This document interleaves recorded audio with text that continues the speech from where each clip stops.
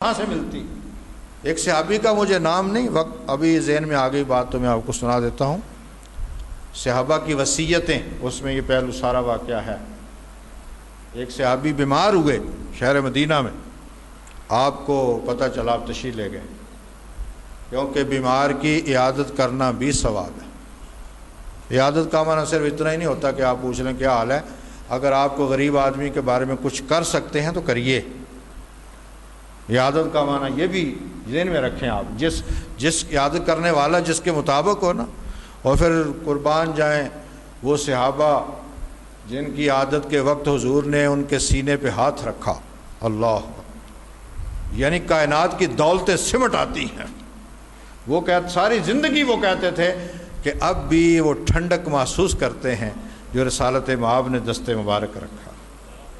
آپ عیادت کرنے کے لیے تشریف لے گئے، وہ بے ہوش تھے۔ اس صحابی کو ہوش آیا، اس نے دیکھا ظاہر ہے سرور عالم تشریف لائے، تو پوچھا کہ آپ آئے تو کیا فرمایا؟ انہوں نے کہا والدین نے، گھر والوں نے، کہ آپ نے کہا ہے کہ یہ ممکن ہے آج رات فوت ہو جائے، میں محسوس کرتا ہوں کہ یہ کل ان کو نہیں ملے گا، یہ فوت ہو جائیں گے۔ تو آگے آپ نے فرمایا ہے کہ جب یہ فوت ہو جائے مجھے اطلاع کرو، میں اس کی تدفین تجہیز میں خود شریک ہوں گا۔ اس صحابی کو چونکہ یہ معاملات سمجھ، شعور، اس نے آگے سے پتہ کیا کہا؟ اس نے کہا نہ، اگر میری موت ایسے موقع پر ہو جائے، ایسے وقت پہ ہو جائے کہ رسالت میں آپ گھر پہ تشریف فرما ہو، یعنی آپ کے اور مصروفیات ہوں، تو تم نے حضور کو اطلاع نہیں کرنی، میرا جنازہ پڑھا کے آپ دفن کر دیں اور صبح جا کے حضور کو کہہ دینا میرے لیے دعا کر دیں۔ اس کو کہتے ہیں محبت، اس کو کہتے ہیں عقیدت۔ ہماری محبت کیا ہے؟ مسلط ہو جانا، اوپر چڑھ جانا۔ اور محبت اصل ہوتی ہے محبوب کی بات کو ماننا۔ جب اس مسئلے میں علماء کا اختلاف ہوا کہ ہجر افضل یا وصل افضل، ہجر کہتے ہیں جدائی کو، محبوب سے جدائی کو ہجر کہتے ہیں، وصل کہتے ہیں ملاقات کو۔ اس مسئلے پر یہ اہل اللہ کی باتیں ہیں، ان کا ایک اختلاف ہوا کہ ہجر افضل کہ وصل افضل۔ کسی نے کہا جی ہجر افضل ہوتا ہے، کسی نے کہا وصل افضل ہوتا ہے، اور ان میں بھی جو صاحب شعور تھے انہوں نے کہا نہیں یار، محبوب جو چاہے وہ افضل ہوتا ہے، جو محبوب پسند کر لے۔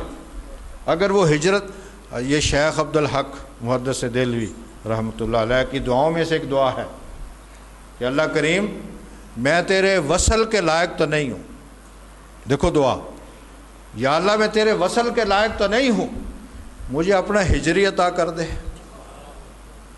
شیخ عبدالحق محدث دہلوی، جن کو ہر پیر کی رات کملی والے کی زیارت نصیب ہوا کرتے، وہ اللہ کی بارگاہ میں دعا کرتے ہیں یا اللہ میں تیرے وصل کے لائق نہیں ہوں، میں تیری ملاقات کے لائق نہیں ہوں، لیکن مجھے اپنا ہجر عطا کر دے۔ کیوں؟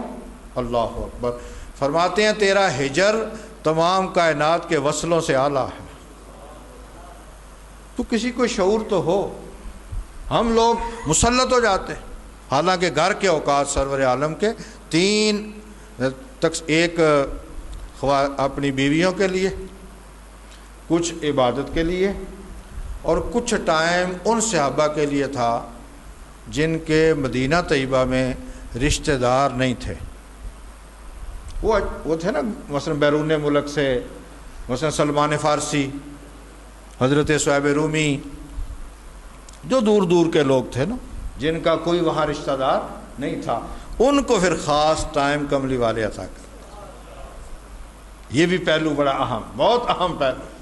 ہم مسلمان، ہم تو چھوٹی چھوٹی باتیں سمجھتے ہیں، یہ چھوٹی باتیں نہیں ہیں، یہ ایک ایک عمل کائنات کو تعلیم دیتا ہے۔ بلکہ سید عائشہ کا قول ہے، ایک دفعہ سلمان کو مخاطب ہو کے کہا سلمان ہمیں تو خطرہ لائق ہو جاتا ہے کہ کہیں ہمارا ٹائم بھی کملی والے تمہیں ہی نہ عطا کر دیں۔ ان کے ساتھ پیار، ان کے ساتھ محبت، ان کے ساتھ شفقت، تاکہ وہ یہ محسوس نہ کریں کہ ہمارا تو ماں باپ ہی کوئی نہیں، ہمارا تو بھائی کوئی نہیں، ہمارا تو والد ہی کوئی نہیں۔ جس کو کملی والا اپنی صحبت میں بٹھائے اس کو اور کیا چاہیے؟ یعنی سارا دن بھی بے شک ان کو نصیب ہوتا، لیکن وہ خاص وقت تو اس لیے اپنے اپنے ٹائم مقرر کرو، اپنے اپنے وقت مقرر کرو۔ یہ ہمارے جو زندگی کے ضائع ہونے کی صورت ہے وہ یہ ہے کہ ہمارا وقت ہی کوئی نہیں۔ اپنے ٹائم مقرر کرو۔ اور پرانے بزرگوں نے تو باقاعدہ، اللہ کرے ایک کتاب میں نے امام ابن جوزی کی، اس دفعہ میں حاضری کے لیے گیا تو میں ڈھونڈ لایا، مجھے ملی وہ۔ انہوں نے عمر، یہ جو اپنی عمر نہیں ہوتی بندے کی، عمر کے قدر و قیمت پر وہ کتاب لکھی، اور میں نے ان کے پڑھا ابتدائیہ اس کتاب کا۔ اس میں لکھا ہے یہ غوث پاک کے معاصر ہیں، حضور غوث اعظم کی صحبت میں بیٹھنے والے ہیں ابن جوزی۔ مطلب یہ ہیں کوئی 6 صدی کے، آج سے کچھ 600-700 سال پہلے کے۔ میں ان کا پڑھا، وہ کہتے ہیں لوگ میری زیارت کی بہانے سے آ جاتے ہیں اور میرے پاس بیٹھ کے لوگ غیبتیں کرتے ہیں، جھوٹ بولتے ہیں۔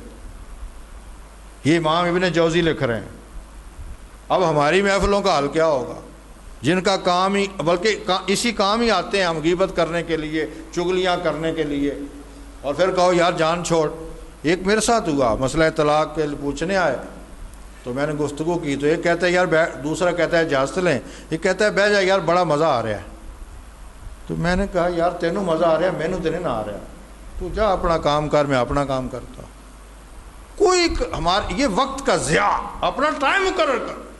بس مجھ سے مسئلہ پوچھنا ہے آپ نے، ٹائم لو۔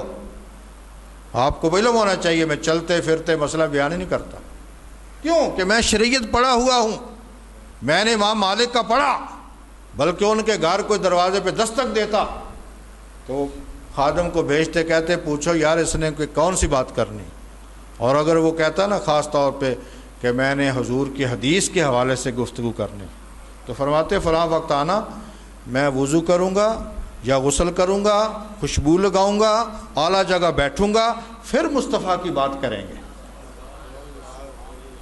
ہم نے تو اسلام کو، اب میں کہتا ہوں نہیں تو وہ کہتے ہیں مفتی صاحب بڑے جی بد اخلاق، جی بڑے سخت ہو گئے ہیں۔ وہ کیا سختی ہے؟ آج اصولوں کو سختی کہا جاتا، اور خوشامدی کو جو مرضی کر دیں آپ اسلام۔ پھر لفظ ایک پڑ چڑھا ہوا ہر ایک کی زبان، یہ چھوٹا سا ایک مسئلہ ہے، آپ یقین جانیں کسی اور بارے میں آپ یہ لفظ سنیں گے ہی نہیں، اسلام کے حوالے سے لفظ ہیں، یہ چھوٹا سا مسئلہ ہے۔ حالانکہ جتنے دین کے مسائل بڑے ہیں کائنات میں کوئی بڑا نہیں۔ یہ زبان ہی چھوڑ دو، یہ بات ہی چھوڑ دو، چھوٹا سا مسئلہ، اور شریعت کو مذاق بنایا ہوا ہم نے۔ آرام سے بیٹھ کر، تسلی سے بیٹھ کر سوچو، غور فکر کرو۔ اور پھر آپ ذرا غور کریں، اس معاشرے مسئلے کو ڈاکٹر سڑک پہ جا رہا ہے، آپ کبھی کہتے ہیں ڈاکٹر صاحب رکو ذرا ایک نسخہ بتا جانا؟ کوئی وکیل جا رہا ہے، آپ نے کبھی کہا ہے رک جاؤ جی؟ مولوی چارہ مسجد سے نکلا ہے، ابھی بتاؤ بھائی۔ مولوی نماز سے فارغ ہوا ہے، ابھی بتاؤ بھائی۔ تماشا بن گیا۔ اور مولوی بھی چونکہ آپ کے پیسوں پر بکتے ہیں، اس لیے وہ آپ کے سامنے جھک جاتے ہیں۔ کاش کہ علماء اپنا کردار ادا کریں، کاش کہ وہ سر اٹھا کے چلیں۔ کائنات کا کون سا آدمی ہے جو علماء کے پاؤں کی کھاک تک پہنچ سکتا ہے؟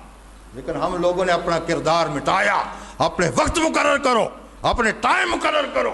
تمہیں کیا پتا کہ کوئی مثلا میرے پاس ہی آپ آتے ہیں، کیا پتا میں موجود ہی نہ ہوں، پھر آپ کا وقت ضائع ہوا یا نہیں ہوا؟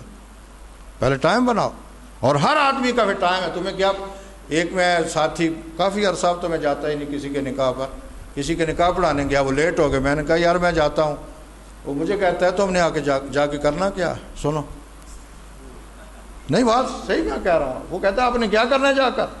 تو میں نے کہا مولوی سو بھی نہیں سکتا، اور مولوی کو نیند نہیں آ سکتی، تماشا بنایا ہوا۔